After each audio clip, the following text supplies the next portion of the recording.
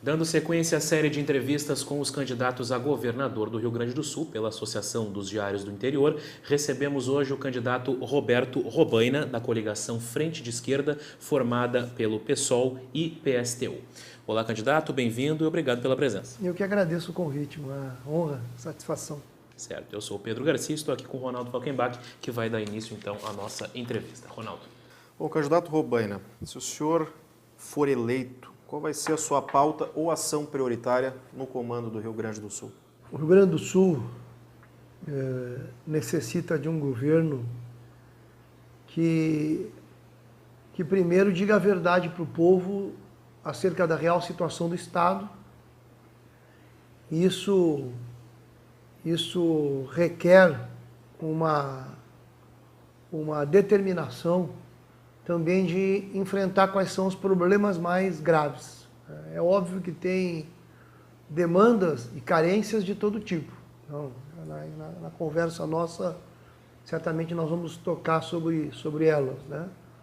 Educação, saúde, infraestrutura, transporte. Mas nós temos dois tipos de problemas que devem ser enfrentados. Os privilégios dos partidos políticos e do sistema político.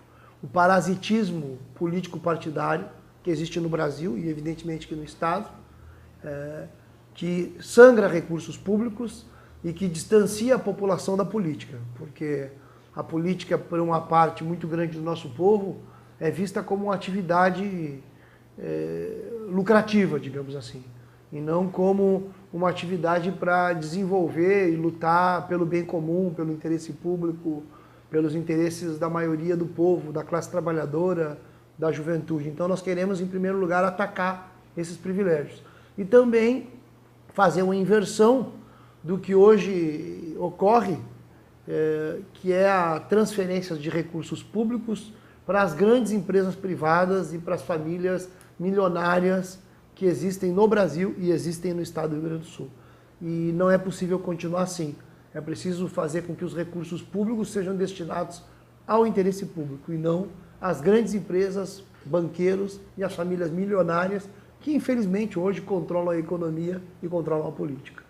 Agora, candidato, se o senhor for eleito, o senhor será o primeiro governador eleito após as históricas manifestações que ocorreram no ano passado, mais precisamente em junho de 2013, no Brasil e também no Rio Grande do Sul. Manifestações, aliás, que continuam em menor grau, mas continuam ocorrendo aqui e ali até hoje. De que forma a sua administração vai responder a esses anseios que ficaram expressos nesses protestos? Os protestos de junho nós denominamos, inclusive, o levante juvenil e popular que existiu no Brasil em junho de 2013.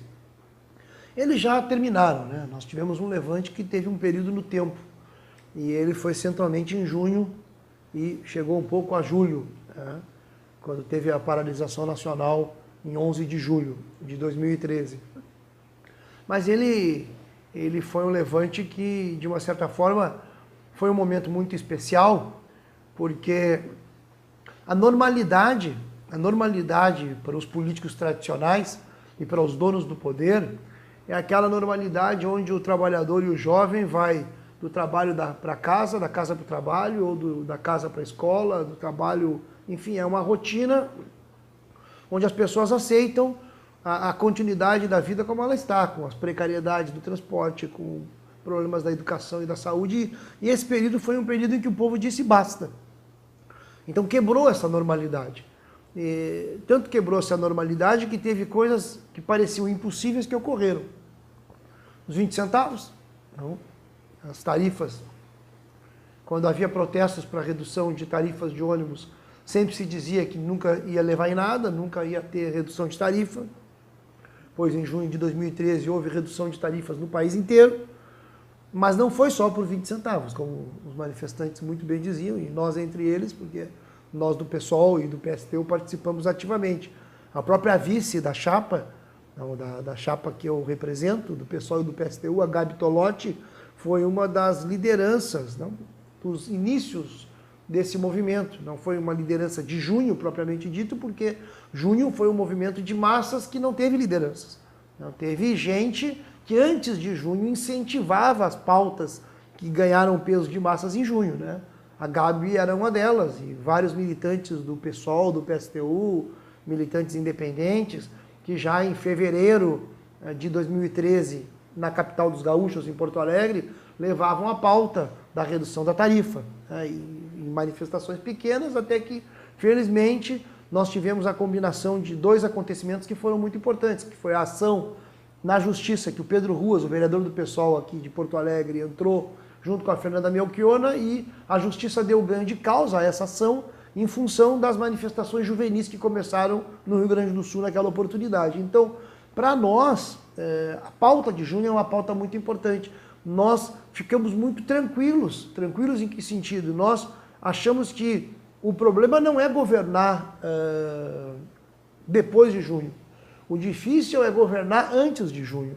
Porque junho demonstrou que há disposição do povo brasileiro de despertar para a política, de tomar a política nas suas próprias mãos. E a única possibilidade de ter um governo do PSOL que realmente mude a situação é se o governo do PSOL for uma possibilidade de dar um canal para que as próprias pessoas assumam a responsabilidade da política nas suas mãos, e não os políticos tradicionais, os partidos tradicionais. E é isso que nós queremos. Nós queremos que o governo seja um governo que tenha peso da sociedade civil organizada, não dos partidos políticos vinculados com interesses de grandes empresas, de banqueiros, enfim, de uma minoria privilegiada que sempre mandou e que sempre ganhou. Candidato Robaina, vamos a mais uma questão que tem sido pauta de manifestações dos últimos governadores e até de preocupação, que é a questão da dívida do Estado com a União. Houve uma tentativa até de votação de um projeto que beneficiaria o Estado, acabou sendo protelada essa votação. Se eleito, de que maneira que o senhor pretende tentar agilizar a tramitação dessa matéria que pretende aliviar um pouco da dívida do Rio Grande do Sul? Mas esse projeto não alivia nada. Esse projeto aí, primeiro, não foi votado, né? O governador Tarso alardeia que o primeiro passo foi dado, né? E, na verdade, não foi dado esse primeiro passo porque o projeto não foi votado. Quem vetou a votação dessa negociação foi a própria presidente Dilma, através do ministro da Fazenda, Guido Mantega, e eles vetaram porque a linha do governo federal é uma linha de ajuste máximo, de garrote máximo, enforcamento máximo às contas públicas dos estados. Então, mas mesmo o primeiro passo que o Tarso se refere não é um passo que realmente alivie as finanças do Estado. Não alivia porque a negociação é uma negociação que mantém as cláusulas draconianas do contrato de 98. Juros extorsivos, por mais que na proposta de negociação os juros reduza, não seria mais o IGPI e passaria a ser o IPCA, mas não importa. Importa é que segue sendo extorsivo e segue tendo juros sobre juros, né? Porque, na verdade, boa parte dessa dívida já foi paga. E a conta só seria aliviada a partir de 2028, porque o acordo só interfere sobre o que chamam de resíduo da dívida, que é o que passa do pagamento dos 13% ao mês ou ao ano, que o Rio Grande do Sul paga 13% ao ano da sua receita líquida para a União sustentar as 5 mil famílias mais ricas do Brasil, as milionárias famílias que detêm a maior parte dos títulos da dívida pública. E o Rio Grande do Sul, com 13% da sua receita, todo mês vai lá e sustenta a União e essas famílias. E o acordo não alivia esse repasse de 13% da nossa receita.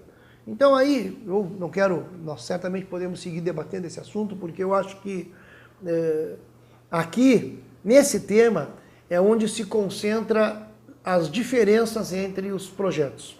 Tá? E o projeto do PSOL é um projeto que defende a auditoria dessa dívida. Nós queremos uma auditoria, nós achamos que a dívida já foi paga. Quando esse contrato foi feito em 98, o Rio Grande do Sul devia 10 bilhões de reais. Até o ano passado, o Rio Grande do Sul já pagou, é ali que eu olho, né? Ali, até o ano passado, foi 20 bilhões e nós temos uma dívida de mais de 40 bilhões. Já viu isso? Começa a pagar 10, um acordo de 10, daí tem que pagar mais 20 bilhões, já pagamos 20 bilhões, devemos 40 bilhões. Então, é óbvio que tem um mecanismo extorsivo. Então, tem que ter auditoria. Nós fazendo auditoria, nós vamos reduzir muito a dívida. Eu acho, inclusive, que o conjunto da dívida já foi paga. Então, nós queremos fazer auditoria e vamos suspender o pagamento. Nós temos muitas experiências no Brasil e no mundo de auditorias de dívida, e inclusive de moratórias de dívida. O Equador mesmo fez uma auditoria e a dívida equatoriana que sofreu uma auditoria, ou seja, que foi investigada, a redução legal da dívida foi de 75%. Então não é pouca coisa. Se nós conseguimos uma redução de 75%, e o Equador não saiu do mundo, não saiu do sistema mundial, o Equador está lá vivendo, inclusive progredindo mais do que antes, porque parte da dificuldade que tinha o Equador era o sistema da dívida. E o Brasil tem esse mesmo problema, o Rio Grande do Sul tem esse mesmo problema. O Rio Grande do Sul está sem capacidade de investimento. Eu estou contente que, pelo menos nessa eleição, o tema está sendo debatido. Na eleição de 2010, fazia de conta que o problema parecia que não existia. Nós do PSOL fomos o único partido que apontou em 2010 esse tema como o tema mais grave do Estado e nós seguimos apontando.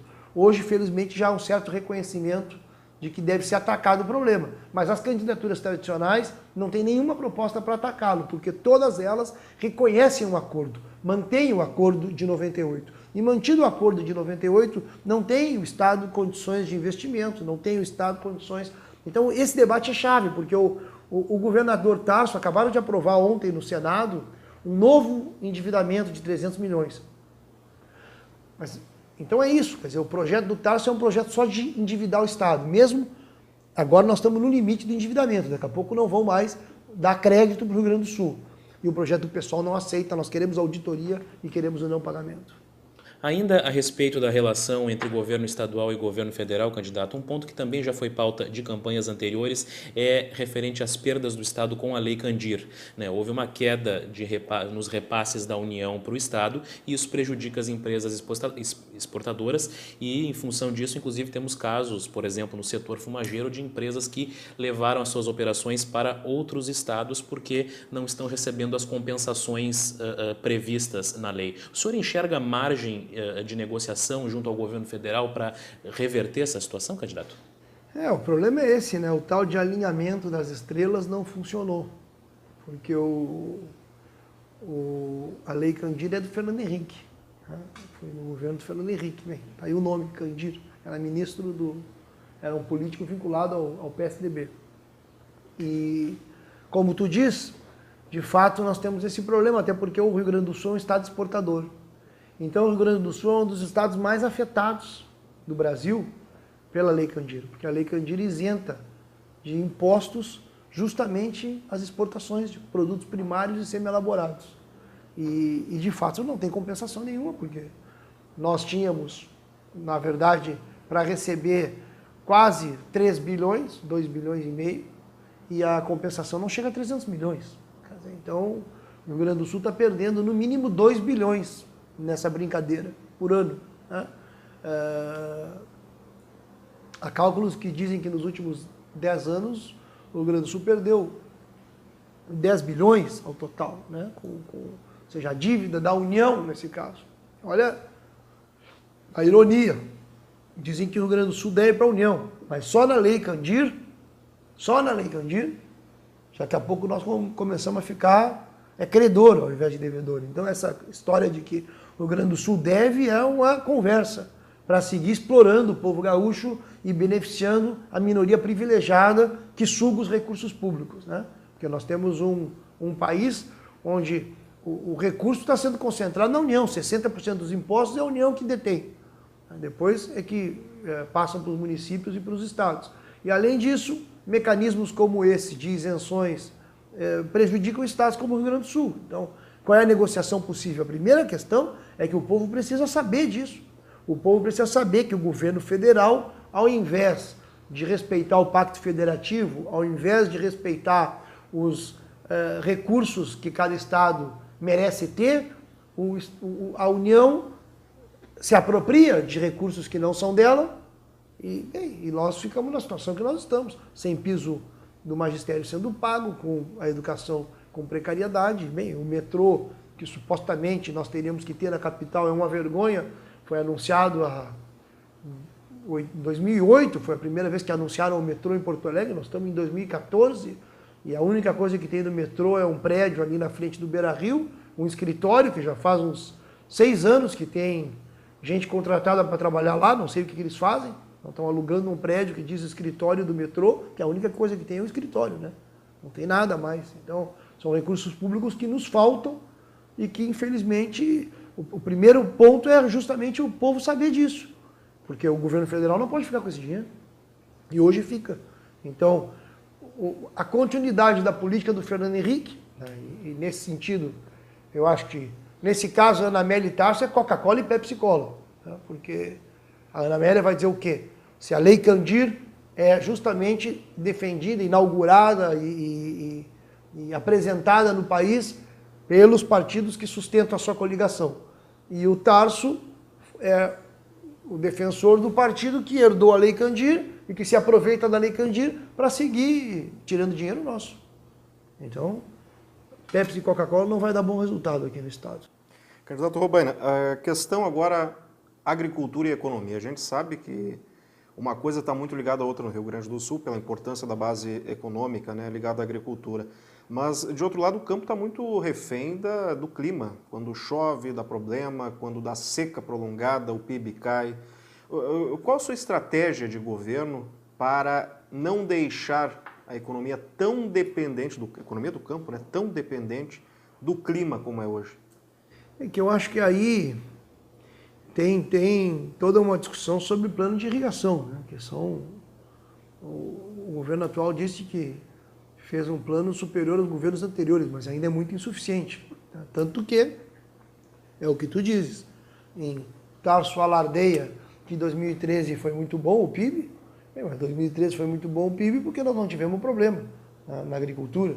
Em 2012 foi um desastre porque teve problema na agricultura. Então, sempre que tem problema na agricultura, quando tem seca, quando tem uma situação de crise no setor agrícola, a repercussão na indústria é enorme, porque embora o PIB da agricultura, estrito sensu, né, ele seja de 8%, 10% mais ou menos, mas a repercussão no conjunto do Estado é muito grande. Eu acho que chega a 40%, 45% o impacto, né, e a cadeia de produção vinculada com a agricultura e incidência no comércio, na indústria.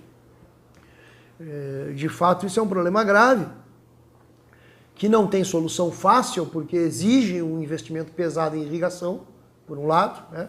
Esse é o melhor seguro agrícola que existe, é realmente ter uma... Mas também, eu acho que o Estado necessita um investimento maior na pequena agricultura.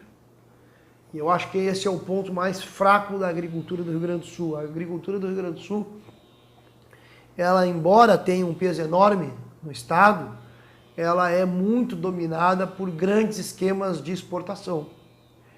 E isso é um problema, porque se nós tivéssemos uma agricultura mais voltada para o mercado interno e propriedades menores estimuladas, nós sabemos que boa parte da pequena e da média propriedade é a que garante a maior parte da produção de alimentos, por exemplo, no sentido do alimento para o consumo da classe trabalhadora. É a que detém a maior possibilidade de empregabilidade de mão de obra também. Então, que o setor mais vinculado aos negócios de exportação, eles são setores já com um domínio, inclusive, do capital estrangeiro grande. Né? E, infelizmente, fazendo também o que era tradicional na nossa agricultura, as características do nosso campo se alterarem. Nós sabemos, por exemplo, que o Pampa Gaúcho, nós estamos destruindo o Pampa. Tá? Um esquema esse dos eucaliptos, pinos, que é uma produção toda voltada para a exportação de papel para a Europa, isso não dá. Quer dizer, o Rio Grande do Sul não pode ter como função, eu acho que a agricultura do Rio Grande do Sul não pode ter como função central participar na divisão internacional do trabalho, por um lado para gerar dólares para o governo, né, que é isso que acaba... E para fornecer ou soja, por um lado, então, que é no caso, ou então papel. Porque agora o grande investimento que tem o Rio Grande do Sul, o maior investimento privado que tem o Rio Grande do Sul hoje é na indústria de celulose. E isso aí é uma destruição das características do campo, né? E a biodiversidade, enfim, a riqueza que tem o campo. Nisso é uma preocupação que nós temos, Por quê? Porque a agricultura tem coisas que ocorrem na agricultura que depois a reversão é muito difícil. Por exemplo, a quantidade de agrotóxico que tem no nosso campo, ela é enorme. O Rio Grande do Sul é a população que mais consome agrotóxico do Brasil. Bem, mas nós sabemos que depois que tu usa massivamente agrotóxico, não é assim para te parar de usar. Já porque a agricultura passa a ter dependência, a produtividade passa a estar vinculada também com a utilização desse tipo de instrumento, né? Passa a cumprir um papel no processo produtivo que tu não pode simplesmente deixar de usar. Então é um processo longo de reconversão, né?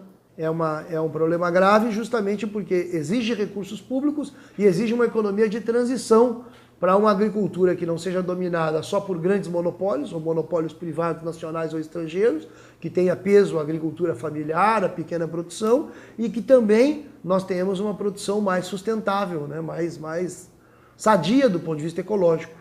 E considerando essa importância da agricultura para a economia do Estado, como fazer o jovem ficar no campo, candidato? Porque hoje isso é um problema. Hoje muitos jovens estão trocando o campo pela cidade e há uma preocupação em relação à sobrevivência da agricultura no longo prazo. E ao mesmo tempo, como nós dissemos, a economia do Estado depende fortemente da agricultura. Como garantir isso? Mas é que isso não vai se garantir se o modelo continuar sendo esse, vai ser assim, não tem jeito. As pessoas vão saindo do interior, tu tem que levar desde incentivo à pequena produção, que é o que eu estou dizendo, que agora o governo estadual vai gastar 45 milhões para fazer uma fábrica, para ajudar a fábrica de caminhões que os chineses vão investir. É o grande, agora vão fazer propaganda de que essa foto aí que é administrada, o articulador político dessa empresa é o Luiz Carlos Mendonça de Barros, né, que era o ex-ministro do Fernando Henrique na área das comunicações, foi presidente do BNDES. Ele é o grande articulador desse empreendimento chinês no Rio Grande do Sul, essa fábrica de caminhões, né, em Guaíba. O governo do estado vai entrar com 45 milhões. Tem a opção do governo botar 45 milhões numa fábrica de caminhão em Guaíba, de capital chinês. Eu acho que nós temos que ter um estudo do estado e usar as universidades também para isso. A URGS, a UERGS, que infelizmente está bastante sucateada, nós temos que realmente ter uma universidade estadual. Eu queria debater muito com vocês o tema da educação, porque eu acho que o tema da educação ele é fundamental para garantir não que a educação sozinha produza riqueza regional. A educação sozinha não tem condições de produzir riqueza. A educação ajuda a trabalhar quando existe investimento público ou privado numa determinada região. Mas eu me refiro à educação porque é óbvio que também para preservar a juventude no interior tem que ter internet no interior, tem que ter acesso à cultura, tem que ter plano de expansão das universidades estaduais. Não pode ser que a Universidade Estadual do Rio Grande do Sul não tenha peso no interior, não pode ser que ela tenha uma região determinada, 3, 4 professores, não tenha prédio, tem que ter uma universidade. Isso também é garantir que haja uma atração dos jovens para ficar, mas precisa ter recurso, não adianta só ter universidade ou internet, tem que ter capital, né? E eu estou dando o exemplo da Foton, porque eu acho que nós teríamos que discutir no Estado, porque o exemplo da Foton mostra que tem algum dinheiro, né, que não tenha dinheiro nenhum. Além de que nós temos que questionar recursos mal usados do tipo dívida, Lei Candir, mas tem também isso, 45 milhões. Em que região do estado poderia? Isso não seria melhor investido numa parceria para incentivar a pequena agricultura em determinadas regiões, em Livramento, enfim, isso são questões que infelizmente hoje, deixando o capital privado determinar onde vai investir, nós não vamos resolver, porque o capital privado vai buscar sempre investir, não desenvolvendo o setor que necessita ser desenvolvido porque está mais atrasado. O capital privado vai investir buscando onde ele tem condições de ter mais lucro. E se, além disso, o recurso público, ao invés de ser drenado para o menor, for ser parceiro do capital privado para ajudar o capital privado a investir, e ainda mais no capital internacional, então realmente a nossa situação vai só piorar. Nós estamos conversando com o candidato Roberto Robaina ao governo do estado. Candidato, o senhor já falou na questão financeira, né? Mas a gente percebe hoje que a máquina, o custo da máquina pública do Estado, ele é um custo muito elevado. E, de outro lado, nem sempre, ou na maioria das vezes, a máquina pública ela é ineficiente para o cidadão. O que o senhor pretende fazer para reduzir o custo da máquina pública e, ao mesmo tempo, tornar ela mais ágil para a população? Primeiro, os governantes têm que dar exemplo. É preciso ter, obviamente, remuneração melhor dos servidores públicos. Sempre é preciso buscar valorizar os servidores, e valorização ela tem materialidade, em salário, em plano de carreira. Esse é o tema, por exemplo, mais importante na educação. Nós precisamos de um salto na qualidade da educação, mas para isso tem que remunerar os professores. E obviamente que não pode fazer esses politécnico que o Tarso tentou fazer, que inclui seminário e tira matemática, né, do currículo, das horas de estudo. Mas nós necessitamos no Estado exemplo dos governantes. Exemplo dos governantes quer dizer que os governantes não podem ser os privilegiados, que ganham altos salários, que têm cargos de confiança em abundância. Esses cargos de confiança têm altos privilégios e são os que acabam comandando a máquina pública. E o que ocorre hoje é isso, porque nós só vemos aí as coligações da Ana Amélia, para dar nome aos bois, porque a gente não gosta de não dizer as coisas como são. Bem, PSDB e PP já governaram o Estado, foi o governo Ieda, todo mundo, é um balanço muito recente. Imagino que todos têm condições de fazer essa avaliação. Inclusive, nesse caso, com escândalos de corrupção, como foi o escândalo do Detran, que roubou do Estado do Rio Grande do Sul 90 milhões, né, que teve 29 pessoas condenadas, né, depois de muitos anos de processo. O governo Tarso tem o PTB, né, na sua aliança. O PTB é um partido que só existe para ter privilégios para um punhado de políticos, é um partido especializado nisso. E assim nós poderíamos ficar nomeando, né? O sistema partidário ele está muito voltado para manter privilégios de uma casta parasitária que se apropria da política, que toma conta da política para fazer da política um negócio. E isso é preciso ser quebrado. Junho teve a ver com isso. O questionamento a junho teve a ver com isso. Então, para dizer uma medida concreta do que deve ser feito, e eu acho que uma medida concreta estimularia os servidores públicos e mostraria para a população que há possibilidades de mudança, é cortar o valor de 50% dos cargos de confiança. Cortar. Isso aí vai ter um impacto brutal em termos de moral, digamos assim. Não é um impacto tão grande em termos financeiros, mas também tem impacto financeiro. Tem tanto impacto financeiro, não resolve nenhum problema estrutural do Estado, mas tem um impacto financeiro que nós, por exemplo, com o valor que hoje se gasta em cargos de confiança, com a metade desse valor, nós teríamos condições de dobrar, por exemplo, o orçamento da Universidade Estadual do Rio Grande do Sul. Eu falei isso num debate, e nós vamos seguir insistindo nisso. Porque para nós, a defesa da UERGS, a expansão da UERGS é muito importante, porque é uma vergonha o Rio Grande do Sul não ter uma universidade estadual forte. Infelizmente, nós não temos.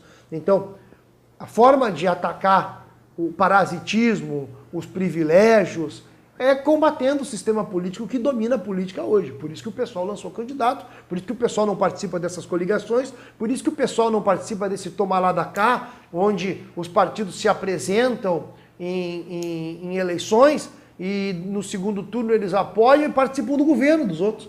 É só tu ver quem foram os candidatos da vez passada. Se eu não me engano, o PDT teve candidato em 2010, o PDT apoiou o Fogaça, se não me falha a memória. O PDT apoiou o PMDB na eleição de 2010 e terminou no governo do Tarso.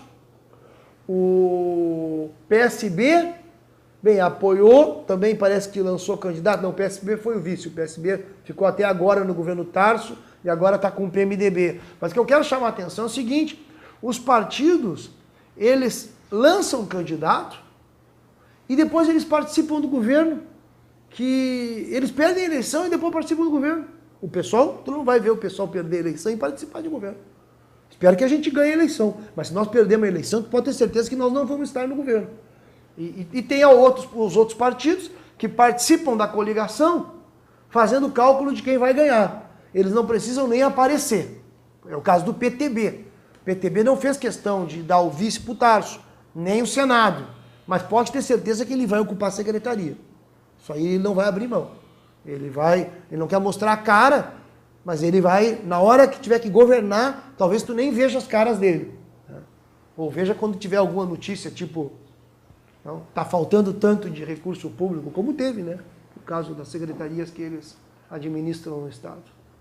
Agora, candidato, o senhor falou Nós somos duros com o PTB, porque afinal de contas o PTB decide quem vai apoiar com o chefe que está na cadeia. Né? Roberto Jefferson está na cadeia e disse o PTB tem que apoiar a Dilma ou o Aécio. O PTB estava com a Dilma, e aí o Roberto Jefferson, não sei porquê, disse, não, é melhor o Aécio, na última hora eles foram para o Aécio. Então, entre o PT e o PSDB, foi uma questão de dias decidido por um sujeito que está na cadeia. Agora, nesse processo, está na cadeia, no caso. nesse processo de reajuste dos gastos públicos, o senhor falou em corte de 50% de CCs, mas nesse processo que deve incluir outras linhas de trabalho, nesse processo de reajuste de gastos públicos, como ficam os programas de transferência de renda, né? Como, por exemplo, o RS Mais Igual? Alguns defendem que esses programas devem ser substituídos por outros tipos de linhas de trabalho, enfim, de investimentos. O senhor, se eleito, mantém esse e outros programas? Tem que manter e ampliar. Não tem essa de substituir, tem que manter e ampliar. O RS Mais Igual é um programa mínimo do mínimo. Nós estamos falando de assistência social básica.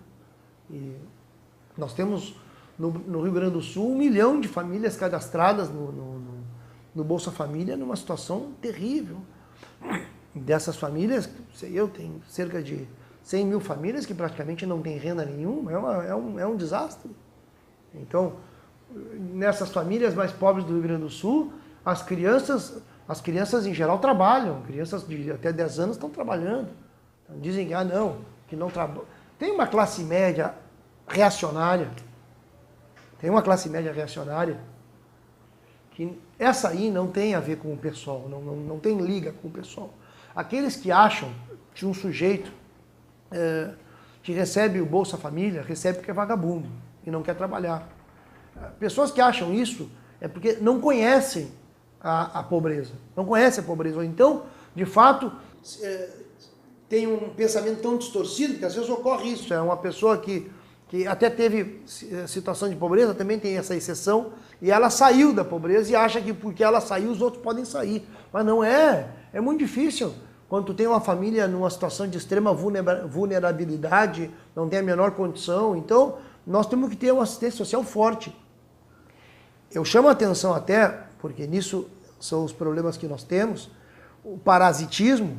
É muito pouco que se coloca para essas famílias. O RS o Mais Igual tem tudo menos igualdade nesse caso, porque o investimento aí, pode ter certeza, é menor o investimento em 400 mil famílias, pelo menos, que estão incluídas aí, né? 1 milhão e pouco estão cadastradas no esquema do Bolsa Família nacional, e aqui deve ter umas 400 mil famílias que têm a necessidade de ter uma assistência social e uma complementação. Mas são 400 mil famílias, né? O que o governo do Estado gasta com as 10 mil famílias, que são as 10 mil mais ou menos, ou 5 mil famílias, não é 10 mil, estou enganado, 5 mil famílias ou 4 mil famílias que são dos cargos de confiança, é um valor superior ao que gasta com 400 mil famílias. Então, sei onde é que está o Mais Igual aí. Então, tem que aumentar, tem que tirar recursos para aumentar. Então, eu dou o exemplo de cargos de confiança, porque ele é o mais escandaloso, né? 400 mil pessoas recebem um valor menor do que 5 mil. 400 mil famílias recebem um valor menor do que 5 mil famílias. Então, tem espaço para aumentar. Eu acho que tem espaço para aumentar. Como mínimo não se pode diminuir. Seria um escândalo diminuir. Achar que... Bom, candidato, um outro tema importante também, o senhor já falava na questão econômica, mas a atração de investimentos, o que o senhor pretende fazer para atrair investimentos para o Rio Grande do Sul? Olha, eu considero que o Rio Grande do Sul tem base produtiva para ter como centro incentivar o investimento dos que moram aqui. E é óbvio que tem uma guerra fiscal no Brasil que teria que terminar E é uma tragédia que o PT, com 12 anos de governo, não tenha terminado a guerra fiscal. Porque quando o Olívio foi governador do Rio Grande do Sul, o Rio Grande do Sul tentou combater a guerra fiscal. Inclusive teve um episódio famoso da Ford, que saiu e deixou de investir no Rio Grande do Sul. O Olívio Dutra, felizmente, não faz autocrítica disso. Eu vi uma entrevista dele esses dias dizendo que não, que ele achava que o dinheiro público não tinha que ir para a Ford mesmo. Depois a Ford terminou indo para a Bahia.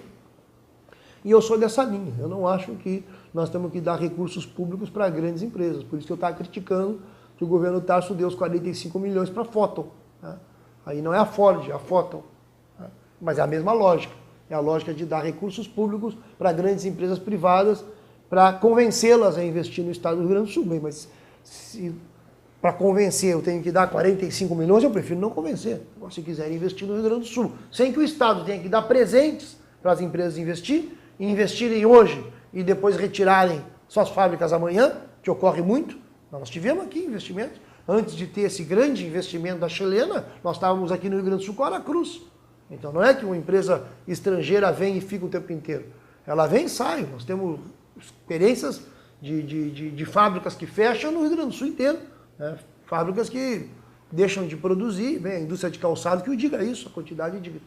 Então, nós não vamos dar recurso público para que haja investimento. Nós vamos convidar, mas o eixo nosso é dinheiro público para pequena e média produção, para tentar incentivar a produção local, a regionalização da economia e apostar na capacidade do Estado de acumular capital, acumular poupança, no caso não é capital privado, acumular poupança pública para que o Estado possa ter investimento.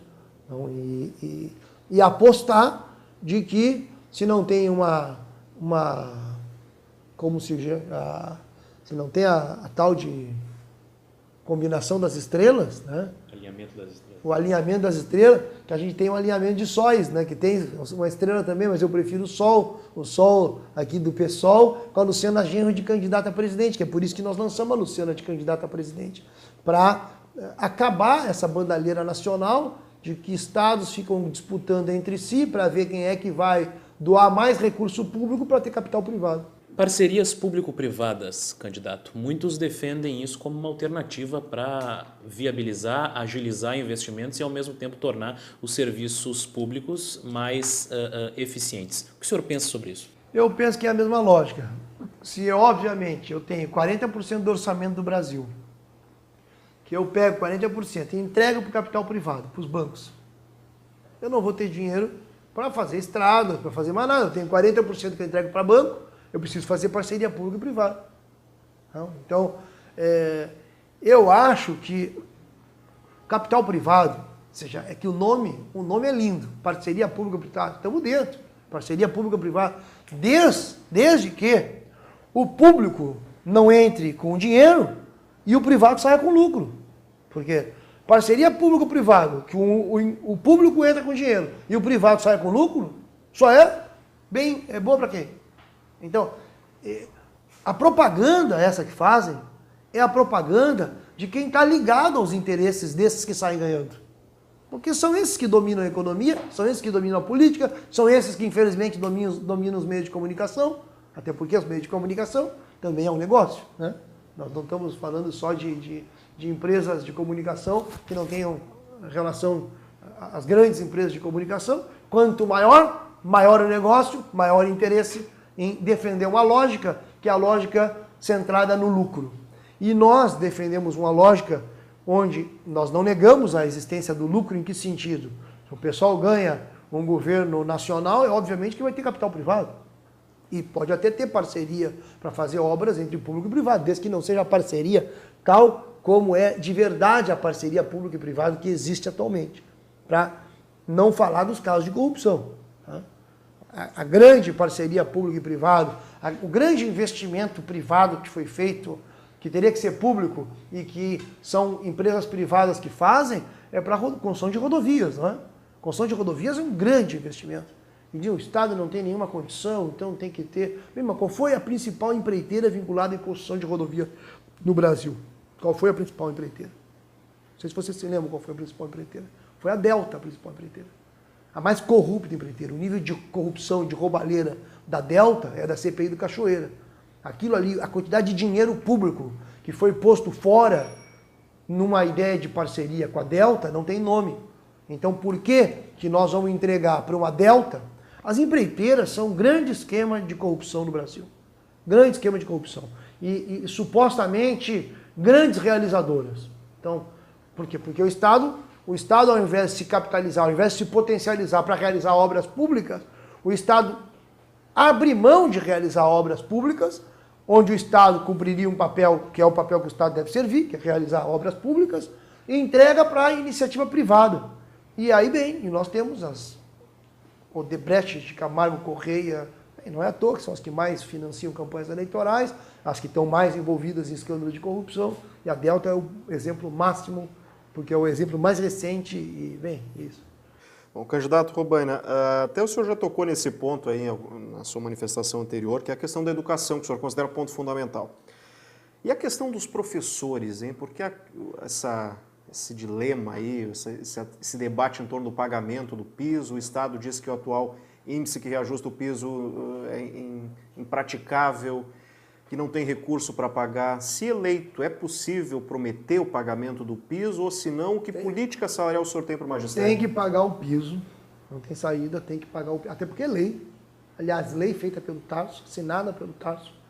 O não pagamento do piso, inclusive, vai redundar lá adiante em perdas judiciais para o Rio Grande do Sul, nesse caso, vai ter que pagar.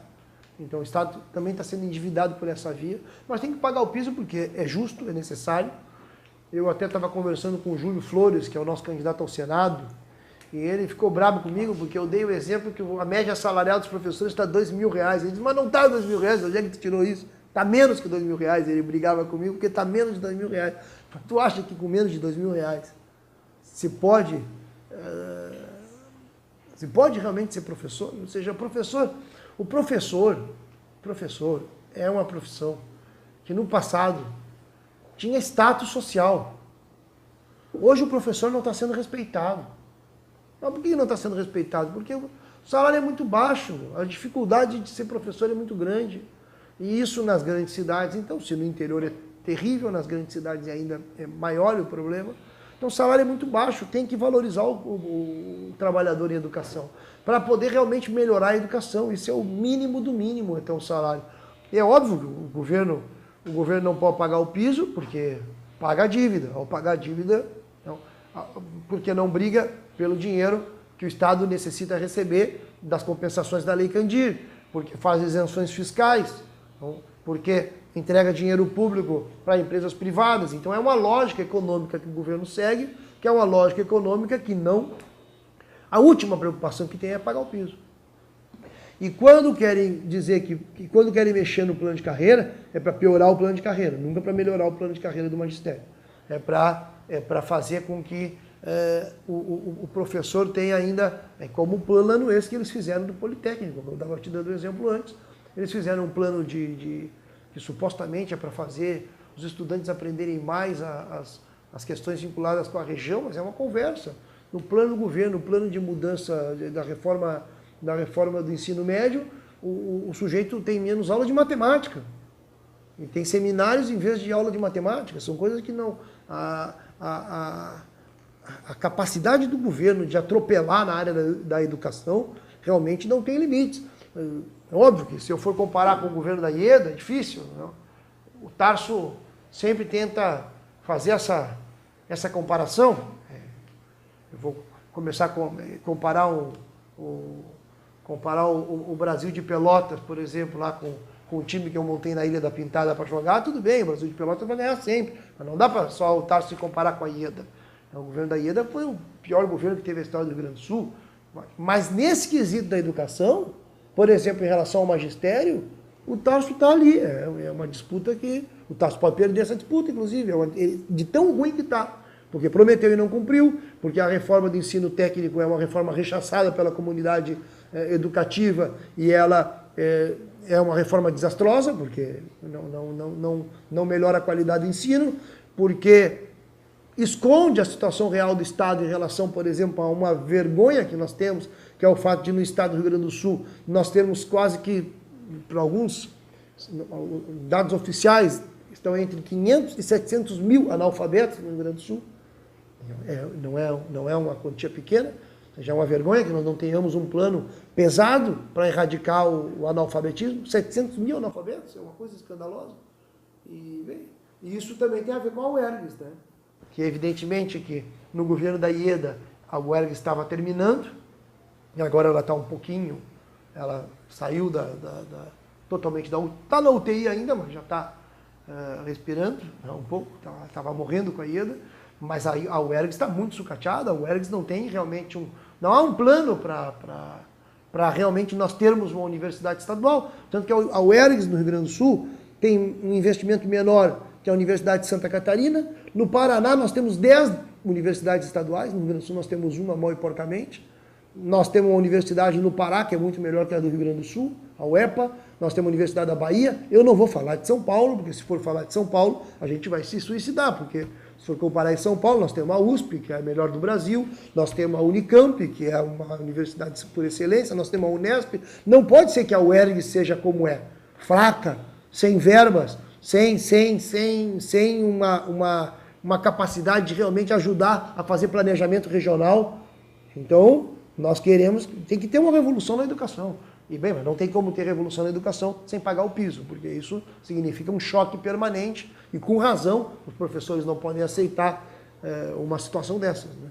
Agora, candidato, outra questão que interessa diretamente o funcionalismo estadual é em relação ao IP, ao IP Saúde, né? Sim. Em várias regiões do estado há situações de verdadeiras debandadas de médicos do quadro do IP, porque alegam que os valores pagos pelo estado não são suficientes e que os rendimentos em consultórios privados são melhores, enfim. E aí o que acontece é que há regiões em que diversas especialidades estão desassistidas de médicos e aí o funcionalismo fica na mão. O que se pode fazer para reverter essa situação? Primeiro, o IP é um problema grave, mas o IP tem que ser administrado decentemente, hoje não é, né?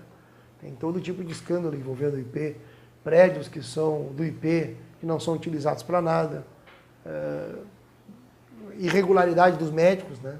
Também, que tem médicos que supostamente em 8 horas de trabalho atenderiam, não sei quantos, seriam números impossíveis de atendimento, de consultas, então há pouco controle no IP, né?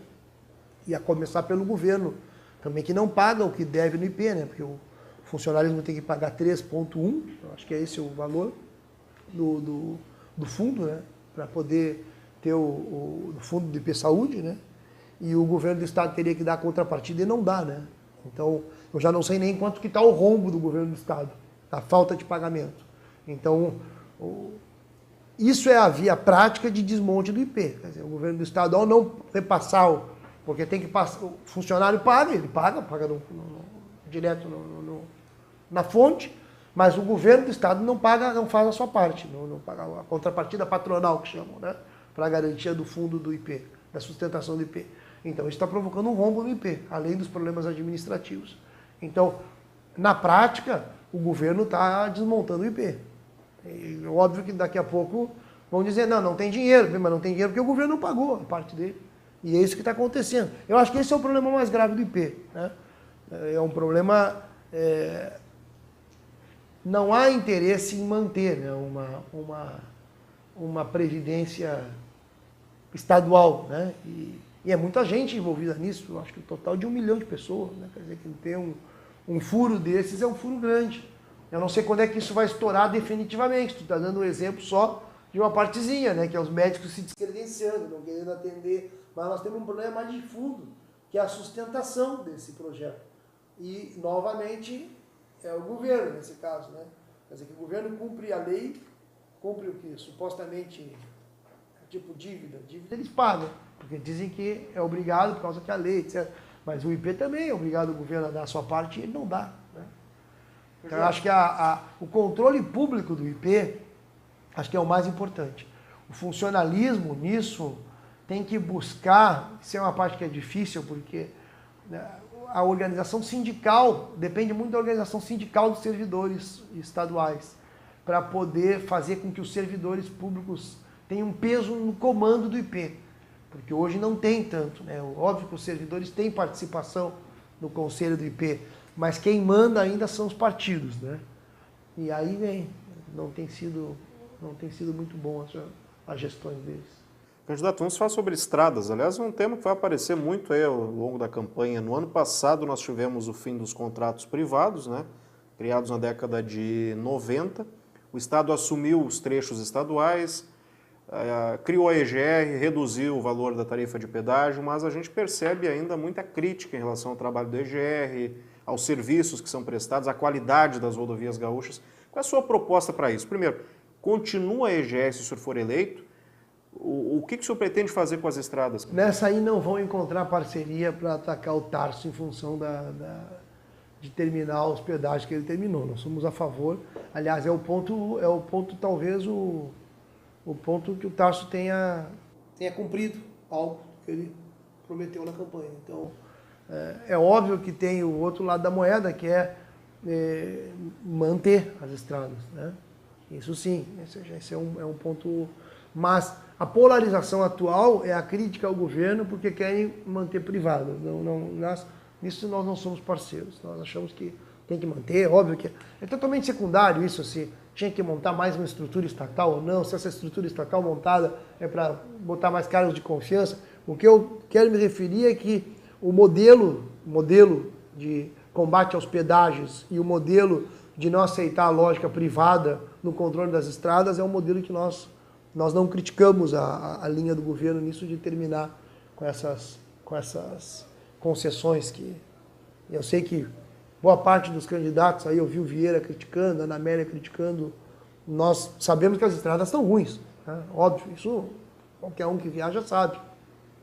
Mas isso não é um problema de que sejam públicas, é um problema de que tem que ter recursos públicos para melhorar as estradas, porque do contrário não adianta. E existe, aí é que é o problema do PT nesse caso, é que não adianta aceitar o público nas estradas, mas no conjunto da economia aceitar a lógica de que o capital privado será sustentado pelo dinheiro público. Então, isso é o que tem que mudar. E não pode também aceitar a lógica de que o dinheiro público vai sustentar as famílias mais ricas, né, que é o problema da dívida. Isso vale para a União, porque é óbvio que estradas não é só o governo estadual, estradas tem que ter parceria federal. Quer dizer, o governo federal tem essa responsabilidade também. Ainda mais no Brasil, em que a produção, eu não sei o percentual exato, mas é cerca de 60%, pelo menos era 60% da produção brasileira que circulava pelas estradas, né, no Brasil. Não tem ferrovia, hidrovia, estrada sempre foi. Caminhoneiro sempre teve um peso enorme no transporte de mercadorias, né? Então... Candidato, vamos falar um pouquinho sobre saúde. A saúde é o calcanhar de Aquiles dos municípios porque consome uma parcela muito significativa do orçamento das prefeituras. As prefeituras têm por obrigação constitucional que aplicar 15% de suas receitas em saúde, mas na prática aplicam muito mais. Temos o exemplo, por exemplo, da Prefeitura de Santa Cruz do Sul, que está aplicando mais de 25% do seu orçamento em saúde. Isso acontece, dentre outros fatores, porque a participação do Estado e da União no financiamento da saúde é pequeno, menos do que deveria, né? O Estado deveria aplicar 12% de sua receita, historicamente não aplica. Você está dizendo que está aplicando 12%. Pois é, mas historicamente... Mas não aplica. Historicamente essa obrigação não é cumprida. No seu governo, será possível cumprir? Como é que o senhor pretende resolver essa situação para aliviar as contas dos municípios também? Primeiro, vou começar pelo começo. Na União, o governo federal, o problema, óbvio que falta investimento, mas o problema mais grave é que o investimento, de novo, o investimento público, ao invés de ser para hospital público e, sobretudo, para o Sistema Único de Saúde, é para as empresas, para os hospitais privados.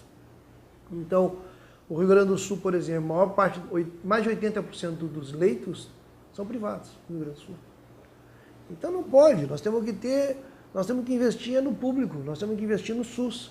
A Constituição brasileira define que a saúde é universal e ela é gratuita, ela tem que ter o público como prioritário e ela aceita o privado como complementar. E nós estamos numa situação que é o oposto ao que a Constituição exige. Nós estamos com a saúde privada, não universal, e o público é o complementar. Não pode ser assim, tem que ser o público o que domina. Então o recurso tem que ir para a saúde pública, para o SUS. Estão destruindo o SUS no Brasil. Então, esse é o primeiro ponto. Esse é o primeiro ponto. Isso não é uma questão menor. Por quê? Porque do nosso ponto de vista a saúde não é para ter lucro. A saúde não é para ter lucro. O Brasil é o oposto, por exemplo, da Inglaterra. A Inglaterra, a maioria da saúde, mais de 80% da saúde é pública. É assim que nós temos que ser. Porque, do contrário, o povo que mais necessita não tem saúde. E só vai ter saúde quem paga bons planos de saúde. E olhe lá, porque tem tanto plano de saúde porcaria sendo oferecido no mercado, que acontece que na hora que a pessoa precisa, a pessoa também não tem. Então acaba sendo o plano de saúde privado só o fura-fila do SUS. Então, isso não pode acontecer. Então o dinheiro tem que ser para... Agora nós tivemos aqui em Porto Alegre o hospital da Restinga. Tudo bem, fizeram um hospital, finalmente fazem um hospital, inacreditável, porque o que gastaram, e por isso que eu também exijo que tenha, acho que tem que ter investimento público, óbvio, tem que ter dinheiro para a área da saúde. Tanto tem que ter dinheiro que nós do pessoal fomos críticos, por exemplo, que tenha se gasto 8 bilhões para construir estádios de futebol, e nós preferimos fazer hospitais. Então o hospital da Restinga custou 100 milhões, poderia se fazer 80 hospitais, do tipo o hospital que foi feito na Restinga, se não tivesse feito 8 estádios de futebol. Não sei o que vão fazer com o estádio de Cuiabá, ou de Brasília, ou de Manaus, agora que terminou a Copa. Mas, bem, o que nós não aceitamos é por que é o Moinhos de Vento, que é um grupo privado riquíssimo, que recebe o dinheiro público para fazer esse hospital. Mas então, o que tem a ver o Moinhos de Vento com isso?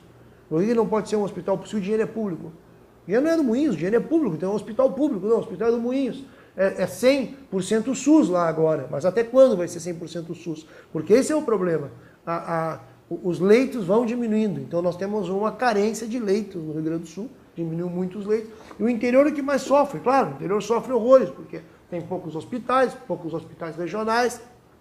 A estratégia de saúde da família, as equipes em todo o Rio Grande do Sul é precário, nós temos menos de 50%, né, de cobertura, quando deveria ser, segundo o Ministério da Saúde, 80% de cobertura de equipes de saúde da família, então que pudesse fazer o trabalho mais vinculado à prevenção, né, à saúde mas não é assim. Então, e tu dizia bem também, o Estado tampouco cumpre a sua parte, então não paga os 12%, alguns dizem que é 8%, outros dizem que é 10%, o Tasso está dizendo que está pagando 12%, que a saúde está uma maravilha, mas eles dizem que a saúde está uma maravilha, mas há pouco tempo atrás eles fizeram uma medida, uma portaria que terminava, por exemplo, uma coisa absurda, que mostra como há um desrespeito enorme com a saúde no interior. Eles fizeram uma medida que proibia partos e cirurgia em cidades com menos de 10 mil habitantes. Então o sujeito, que até deu a denúncia disso, um sujeito que mora em Progresso, que é uma cidade que tem menos de 10 mil habitantes, mas que tem um hospital, teria que ir até Lajeado para poder andar.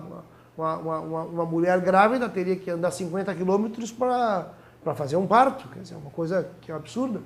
Eles voltaram atrás, mas isso mostra que a mentalidade do governo não é uma mentalidade de regionalização da saúde, não é uma mentalidade de terminar com a ambulancioterapia, né? Então, é preciso ter uma... Agora, isso só vai se resolver mesmo se o recurso da saúde público for para construir uma saúde pública.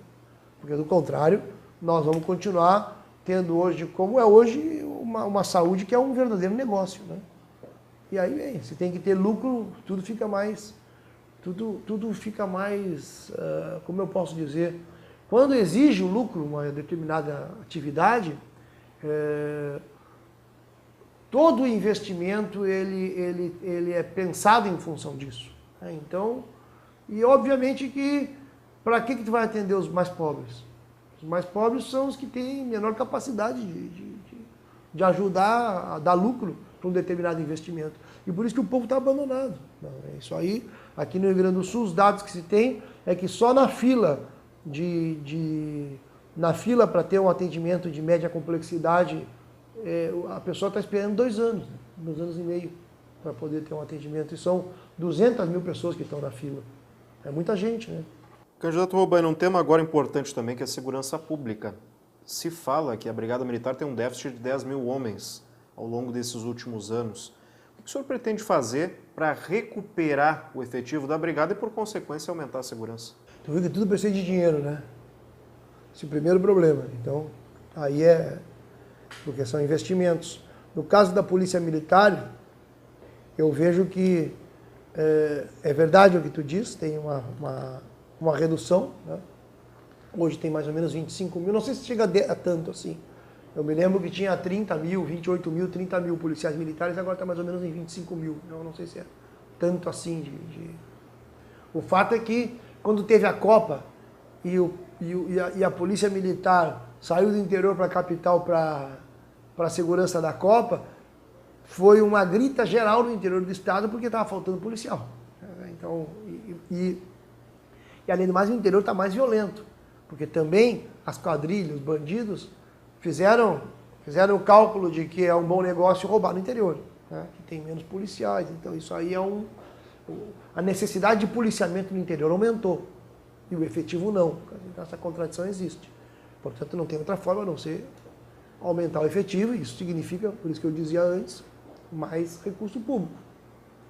Mas no caso da Polícia Militar, além disso, eu acho que tem um problema que é tem a questão salarial. Eles têm uma luta pela PEC 300, né, para ter um salário unificado nacional, mas tem também o problema do plano de carreiras, que o plano de carreira deles eu considero que seja o problema mais importante para ter uma polícia mais qualificada. Porque eu acho que nem sempre foi assim, acho que sempre foi assim, mas o problema mais grave é que o sujeito hoje, na hierarquia da Polícia Militar, o capitão tem muito peso. A partir do capitão, major, enfim, mas quem tem peso no comando dos quartéis são os tenentes. Mas a porta de entrada na Polícia Militar é dupla. O sujeito entra como soldado e na hierarquia ele vai até a tenente só. Depois de tenente, ele não pode subir mais. Então, o capitão tem um outro concurso que é o concurso para capitão. Então, o alto comando da Polícia Militar não tem a experiência de soldado. Não tem a experiência Eu acho que isso tem que ser invertido. Não acho que seja certo que nós tenhamos... Eu acho que o comando da Polícia Militar é fraquíssimo, entendeu? É um comando, essencialmente, é um comando reacionário, entendeu? Que tem como lógica central uma lógica de... Eles têm entusiasmo quando vão reprimir protesto popular. Aí parece que eles ganham força, essa cúpula da Polícia Militar. E com essa lógica vão embrutecendo os próprios soldados. Porque eu não acho que a Polícia Militar tenha que ter como centro a repressão ao movimento social. E hoje a Polícia Militar tem como centro a repressão ao movimento social. Nós precisamos de uma Polícia Militar que tenha como centro o combate ao crime. Mas daí o combate ao crime não é como hoje existe. Hoje o Presídio Central de Porto Alegre, que dizem que é a vergonha nacional, a maior parte das pessoas que estão no Presídio Central de Porto Alegre não é por latrocínio ou por homicídio. A maior parte que está ali é por roubo, em geral pequeno, ou então por tráfico. Né? Mas pode ter certeza que são não os traficantes ricos, né? O cara que... Muitos deles, inclusive, que não são nem traficantes, que são consumidores enquadrados como traficantes. Isso é o perfil do preso no Rio Grande do Sul. O sujeito é negro, jovem, preso por ter roubado qualquer coisa, pouca coisa, ou por ser acusado no envolvimento com tráfico. Latrocínio e homicídio é uma minoria, tem menos de 20% preso por latrocínio e homicídio no Presídio Central. Então tem uma lógica que tem que mudar, né? A segurança pública, daí entra inteligência, entra entra o debate da unificação da Polícia Civil e da Polícia Militar, que nós consideramos importante também, porque não faz sentido ter duas polícias. Tem que ter duas polícias. O cara prende, tem que ir para a delegacia, começa outro processo. Não tem nada, isso não.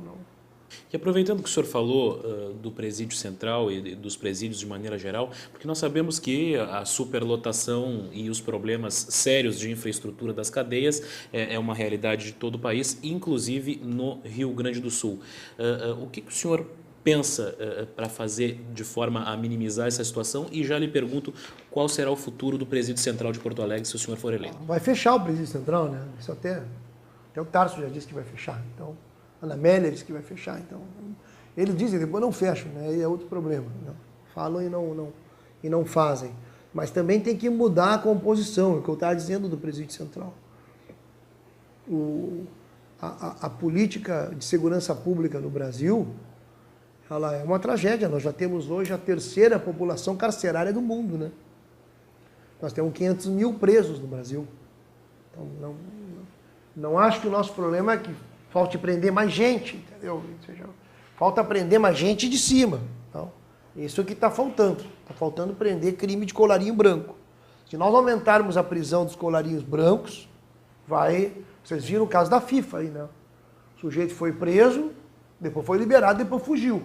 Agora, se tu é negro, jovem, pobre, pode ter certeza, se tu for preso, tu não vai ser liberado. Tu vai ficar lá Então, e no Rio Grande do Sul nós também temos esse problema, porque o Rio Grande do Sul tem 30 mil presos hoje. 30 mil presos hoje. Então, isso aí não vai terminar. Se nós continuarmos nessa lógica, nós vamos ter que ter dois policiais em cada esquina. Não vai adiantar, não vai adiantar ter 20 mil, 25 mil, 30 mil policiais. Essa é a lógica só da repressão, não vai resolver. Nós temos que inverter essa lógica. A inversão da lógica significa que a nossa juventude tem que ter oportunidade de estudo, tem que ter lazer, tem que ter cultura, que as pessoas têm que ter emprego. Então, nós não podemos só pensar em como é que nós vamos reprimir. E na parte da repressão, nós temos que selecionar o que nós vamos reprimir. Por exemplo, nós não estamos a favor de ter como repressão o sujeito porque ele fuma maconha. Entendeu? O problema da maconha não é um problema de tu ter que botar o cara na cadeia porque ele fuma maconha. O problema da maconha é um problema de comportamento, no limite de saúde pública. Não até porque, se o sujeito bebe muita cachaça, pode ter certeza que o dano que ele vai fazer é muito maior. Então não tem essa. Só que hoje em dia não. Hoje em dia, nas grandes cidades, os jovens, o jovem está sujeito, se ele está fumando maconha, ele está sujeito a ser preso. Entendeu? Ele não está roubando, não está fazendo nada. Então, nós temos uma polícia que, infelizmente, hoje está pensando em como reprimir protesto, em como prender. Isso é que tem que mudar. Aí, nós vamos ir mudando o perfil também, nós vamos diminuir. No caso do Presídio Central, eu estou te dizendo, se nós tivéssemos outra política de segurança pública, ia ser uma redução ou pelo menos mudava a composição. Atualmente a composição é por pequenos roubos, que é um escândalo, e por tráfico. Em geral, por gente que consome e não que faz o tráfico, porque os traficantes mesmo, os chefes do tráfico, esses aí são os grandes capitalistas. Esses aí, infelizmente, a polícia não está prendendo. E se quisesse prender, poderia prender. Sabem onde moram. É isso aí. A polícia sabe quem são os grandes traficantes. Não, eles não estão não estão na Cruzeiro, não estão na Restinga. Os grandes traficantes não estão nos morros do Rio de Janeiro. Os grandes traficantes moram muito bem, obrigado. Né? Então, às vezes até por isso que, por exemplo, eles aceitam manter uma droga como a maconha, por exemplo, na ilegalidade, porque significa que eles protegem um determinado mercado. Porque o mercado da droga, ele é um mercado que tem uma taxa de lucro alto, porque não é qualquer capitalista que aceita entrar num tipo de mercado onde, às vezes, o negócio se resolve não no cartório, no contrato, na frente de um juiz. Se resolve em quem é que tem mais coragem, digamos assim, de enfrentar o outro, do tiro. Né? Então, se resolve na bala. Então, é uma proteção de mercado. E nós queremos terminar esse tráfico. Essa é a verdade. Nós queremos combater os verdadeiros traficantes, que são os que fazem negócio. Isso nós vamos mudar o perfil das nossas prisões, que hoje estão cheias de negros, de jovens, de pobres. Nós queremos botar os que são criminosos do colarinho branco, bem, evidentemente os homicídios, os latrocínios, que hoje, infelizmente, inclusive porque se investiga pouco o crime de latrocínio e homicídio, o nível de investigação e de chegar até o culpado é pequeno. Candidato, um assunto que a gente abordou no começo, que são as manifestações do ano passado, né? No meio do ano passado. Um dos temas principais, depois outros surgiram, mas um dos temas principais foi a questão do aumento da passagem, do valor da tarifa do transporte público. O senhor, se eleito, acredita que há espaço para reduzir o valor da passagem, para não onerar tanto o trabalhador, e de que maneira que isso, na sua visão, poderia acontecer? Acho que sim, tanto que em Porto Alegre reduziu, né? Por exemplo. Diziam que era impossível e reduziu. Em qualquer lugar, em qualquer cidade que nós formos fazer uma auditoria, eu tenho certeza que vai se demonstrar que tem lucros abusivos. Tanto nas empresas que fazem a Grande Porto Alegre para Porto Alegre, quanto nas cidades do interior. Em todas as cidades do interior, nós queremos ter no Estado um corpo técnico que ajude os municípios a fazer a fiscalização, em parceria com o Tribunal de Contas, com o Ministério Público de Contas, para que a gente possa investigar o preço das passagens em cada um dos nossos municípios que tem serviço privado sendo prestado. E o Estado deve subsidiar o transporte coletivo? Acho que deve. Acho que deve subsidiar. Subsidiar, mas também avançar no caso, o Estado não pode... A municipalização depende das prefeituras, né? Mas o modelo de transporte que nós defendemos é transporte público. Porque qual é o ponto? Se tem um empresário privado, e os empresários privados tinham um deboche que dizia que o melhor negócio era abrir uma empresa de ônibus, né? Agora não me lembro bem o ditado, mas o que eu quero chamar a atenção de vocês é o seguinte: se há um setor capitalista de empresários, né, eu conheço bem o caso de Porto Alegre, os empresários bastante ineficazes, inclusive.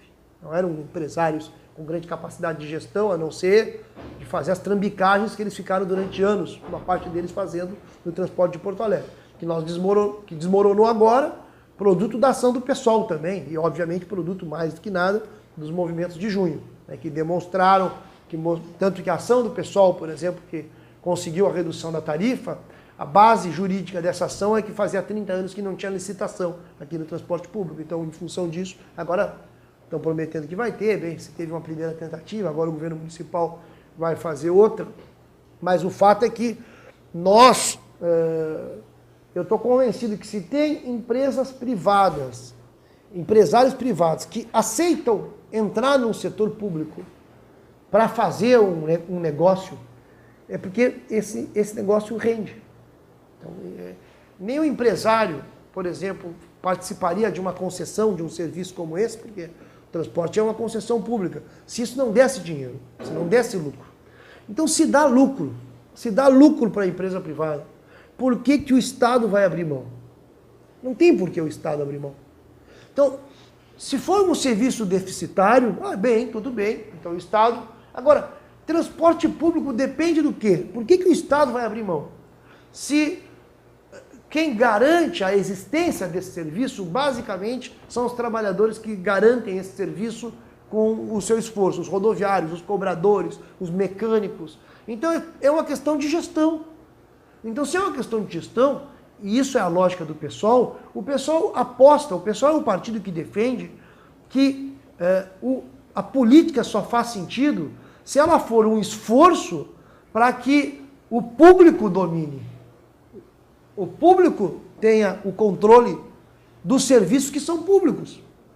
Porque o privado pode até prestar um serviço público, mas o privado sempre vai prestar o serviço público com a lógica de se beneficiar, de ter o lucro. Ele vai trabalhar em função do lucro. Então ele vai ter que ter uma margem de ganho que o Estado não precisa ter, inclusive.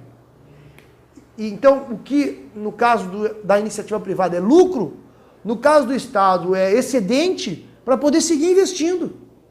Porque o lucro se divide depois em novo investimento e em benefício para a família, para o sujeito enriquecer, ter uma vida de luxo, e nós sabemos que a burguesia brasileira sabe ter e muito bem, né? São gente que ostenta muito a sua riqueza, né? O Brasil tem gente que tem muito dinheiro. A maioria do povo passa mal, mas tem uma minoria muito, muito privilegiada. Não tem por que ter essa lógica. Então, só que no caso do Estado, nós não temos como, por exemplo, intervir nos municípios.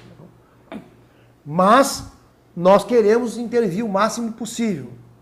Na região metropolitana, por exemplo, nós temos uma estratégia de ter uma empresa pública que possa fazer o trajeto Viamão, Porto Alegre, Viamão, Cachoeirinha, Porto Alegre, Gravataí, Porto Alegre, enfim, para poder ter uma forma de também regular esse serviço, né?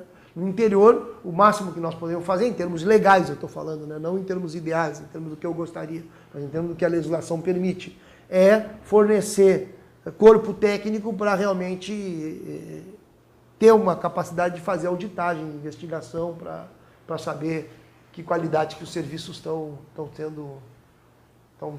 sendo ofertados, né? Candidato Roberto Robaini, nós temos algumas perguntas de integrantes da Associação dos Diários do Interior do Rio Grande do Sul.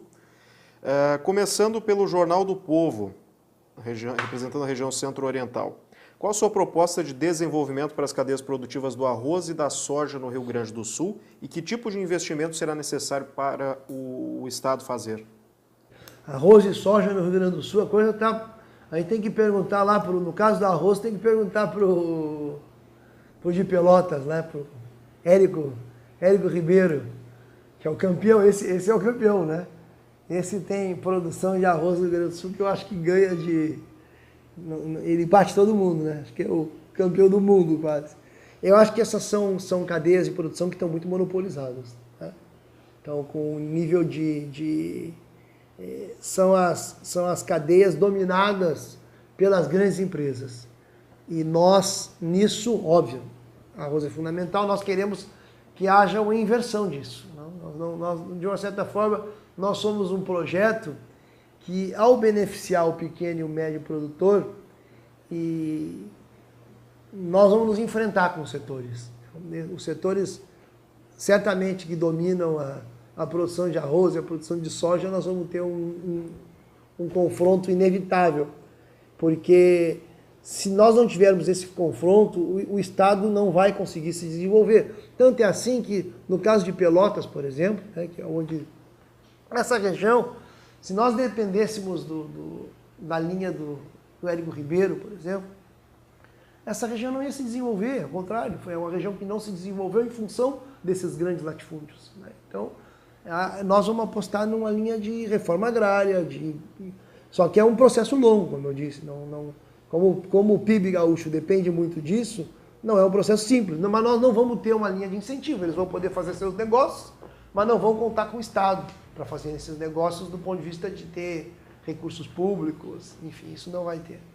Candidato, outra pergunta ainda da região centro-oriental, Jornal do Povo. Qual a importância da navegação fluvial em seu projeto de governo e qual o seu compromisso com a dragagem do Rio Jacuí e o aparelhamento do Porto de Cachoeira?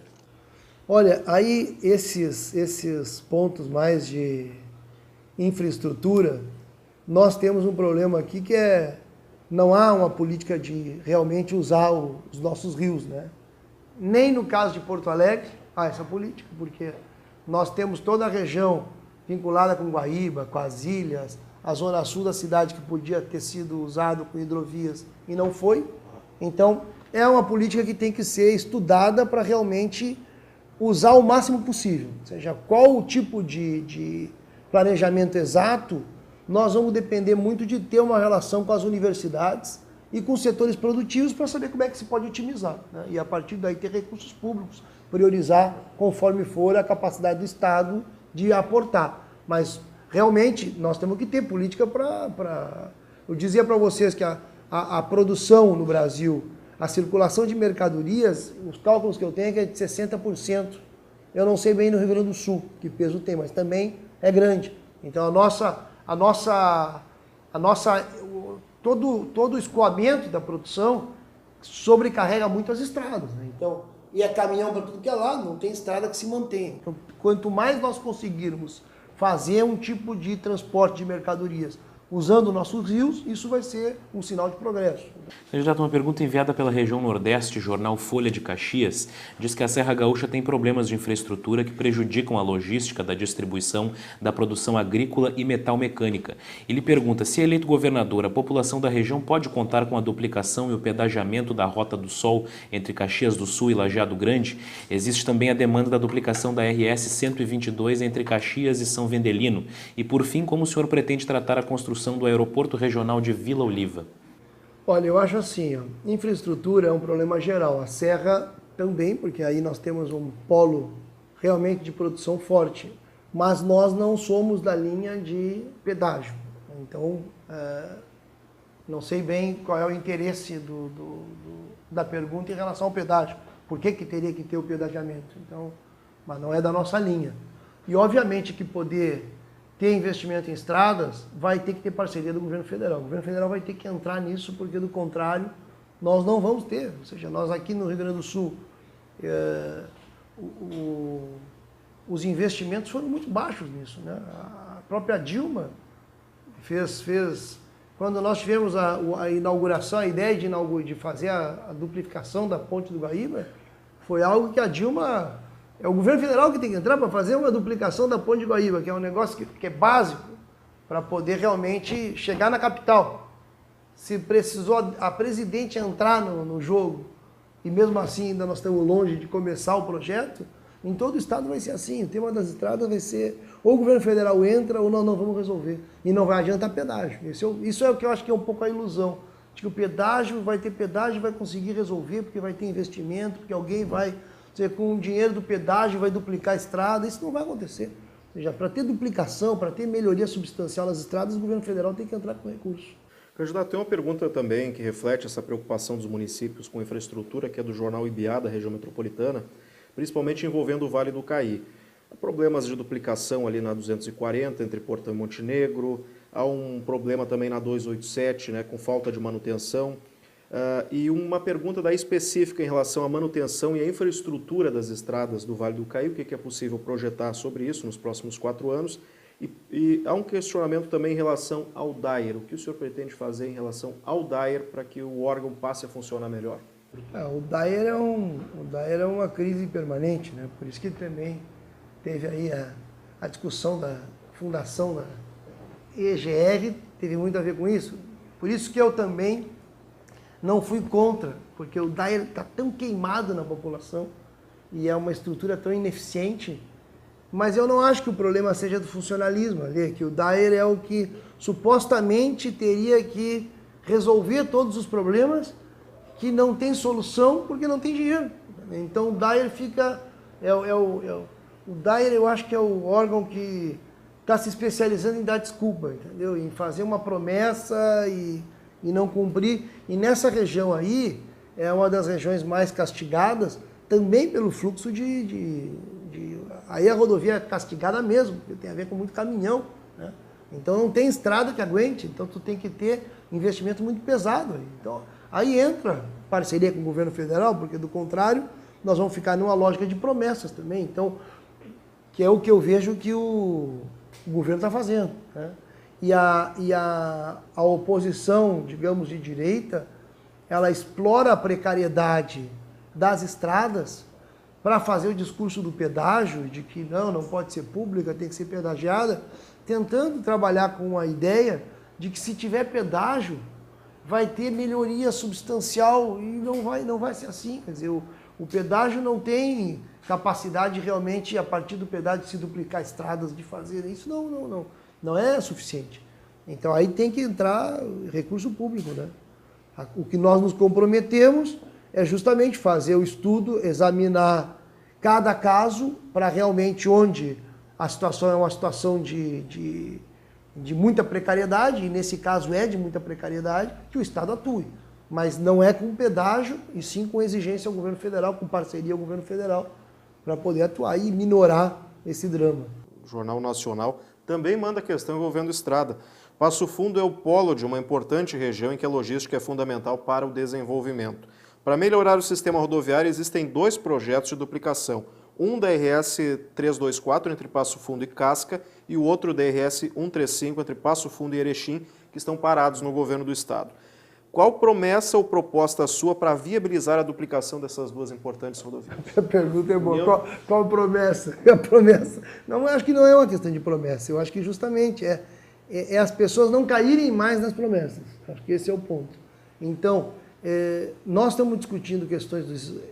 Qual é o jornal nesse caso? É de Passo Fundo? Jornal Nacional. O ponto é assim, ó, tem demandas regionais que a sociedade vai ter que fazer, mas ela vai ter que fazer a demanda e, ao mesmo tempo, discutir de onde nós vamos tirar os recursos. Porque, do contrário, nós corremos o risco de cair numa lógica que é a lógica no final da pergunta. Qual é a promessa? Diz assim, ainda pergunta qual é a promessa, quer dizer, é quase como qual é o conto que vai contar e depois não vai cumprir, porque já a estrutura de promessas é assim. Nós o que queremos chamar a sociedade a debater é justamente como que nós vamos fazer para que a sociedade organizada controle o recurso público. Porque em todo o estado vai ter demanda. Por que de várias perguntas envolvendo rodovias, eu não posso dar uma resposta padrão, dizendo, não, vamos duplicar, ou vamos fazer, porque tem um problema que tu não tem como com o mesmo valor, com o mesmo dinheiro, resolver mais de um problema. Tu tem que resolver um problema de cada vez com um determinado recurso. Hoje os recursos públicos, eles não são infinitos. E a crítica que nós fazemos é que eles estão sendo usados para sustentar uma determinada elite. E nós queremos ganhar a sociedade gaúcha e os setores que têm todo tipo de demanda para fazer a disputa nessa lógica. Na lógica de que para onde está indo os recursos. A partir de ter uma visão de para onde é que está indo o dinheiro público e dizer, não, para cá não pode mais ir, aí nós vamos discutir aonde se aplica o recurso público e evidentemente que vai ter uma disputa se vai ser mais aqui, mais ali. Mas hoje, senão a gente está se auto-enganando. Eu debato, por exemplo, com os Coredes. E os Coredes fazem as consultas populares. Bem, é extraordinário fazer consulta popular. Todo mundo vota para onde é que tem que ir o dinheiro. Então tem o setor que se mobiliza, consegue trazer... Tudo em tese, né? Tudo em votação. Mais recursos para cá, mais recursos para lá. Mas resulta que eles, depois que votam, eles não pegam o dinheiro e aplicam. Fica só na promessa. Tanto que, atualmente, das consultas populares, a dívida que o Estado tem com os Coredes é de 2 consultas. Eles estão fazendo consulta, mas eles não têm recurso de 2 consultas anteriores. Então não adianta. Então a sociedade tem que se convencer de que não é uma questão só de fazer o pleito desligado do debate geral de qual é o todo do orçamento e para onde é que está indo esse dinheiro. Porque, do contrário, o candidato lá, que especialista na região tal, que conhece tudo de determinada rodovia, vai fazer um discurso lindo. E as pessoas vão dizer, mas que maravilha, porque o cara, entendeu, está dizendo que vai resolver o meu problema. Tá bem, mas essa estrutura de promessas nós não estamos nela. Nós queremos discutir o miolo do problema. E o miolo do problema é qual é a prioridade pública. O Estado, ele usa os seus recursos públicos para o capital privado, se usa, pode, quanto que usa? Aí entra a parceria pública e privado, bem, nós não negamos que tem a parceria pública e privado, necessariamente, mas depende do que é a parceria pública e privado. Nós não negamos que haja algum nível de recurso público para capital privado, mas nós queremos discutir qual é esse capital privado. A nossa preferência é que não seja capital privado internacional, não, que seja capital pequeno, capital médio, agricultura. Pergunta, o que nós podemos fazer sobre soja e arroz? Os que têm o domínio, não digo o pequeno produtor, não, mas a cadeia produtiva do arroz e da soja no Rio Grande do Sul não é dominada pelo pequeno e pelo médio. Então, onde é que o Estado entra? O Estado entra para facilitar ainda. A lógica atual é que o Estado entra para fazer a parceria com o grande. E que é só assim que nós podemos nos desenvolver. Nós estamos contra isso. Nós achamos que o Estado tem que ser um lugar de defesa do pequeno e do médio, para poder, de uma certa forma, democratizar o capital, digamos assim. Mas, sobretudo, e isso, para fechar, é o estratégico para nós queremos que o Estado se fortaleça como instituição. O Estado tem que se fortalecer e tem que se democratizar, porque do contrário ele é um aparelho distanciado da sociedade. Ele precisa se fortalecer como ente público e ser controlado pelo público. É por isso que todas as demandas que existem por estrada, por problemas regionais, elas têm que estar integradas nessa visão de combate a privilégios e, ao mesmo tempo, de destinação dos recursos públicos para um plano de desenvolvimento do Estado que vai vincular esse plano com os interesses regionais, em geral, beneficiando os setores mais necessitados. Candidato, vamos à região do Vale do Rio Pardo, região que encontra sua base econômica na produção de tabaco. Essa é brava. Reconversão, que beleza. Exatamente. E existe um número muito grande de famílias e de municípios que dependem economicamente do tabaco, mas o tabaco vem sendo alvo de legislações e resoluções restritivas, enfim, a produção que tornam incerto aí o seu desenvolvimento no futuro. E, ao mesmo tempo, há uma linha que defende que a produção de tabaco seja gradativamente não substituída, mas combinada com outras. É o que se fala da diversificação econômica. Qual a sua posição, a posição do seu grupo em relação à produção de tabaco? Eu acho que tem que buscar, num processo longo, inevitavelmente, não tem como não ser longo, até porque tem demanda, então se tem demanda vai ter que ter oferta. Então, como tem muita gente que fuma, tem que ter produção. Então, eu não sou contra que tenha produção. Só que eu acho que a sociedade tem que avançar culturalmente e cada vez, eu imagino, bem, eu mesmo fui fumante, deixei de fumar, e meio que foi uma decisão do tipo, não vou me matar, então vou parar de fumar. Então, eu acho que vai diminuir o consumo de cigarros. Eu acho que tende a diminuir. Pelo menos, imagino eu, se a sociedade avançar, não é um julgamento individual sobre as pessoas, cada um, se quiser fumar, fuma. Tanto que eu defendo que não seja só não seja só a droga do fumo, né? Assim como eu não acho que tenha que colocar um jovem preso por fumar um cigarro de maconha, eu não acho que o sujeito tenha que ser preso. Então, que é a lógica mais elementar, né? Eu vi, inclusive, a Ana Amélia, que é muito preocupada em defender, eu acho que ela defende, sobretudo, a indústria do fumo, né? Não tanto os trabalhadores camponeses, né?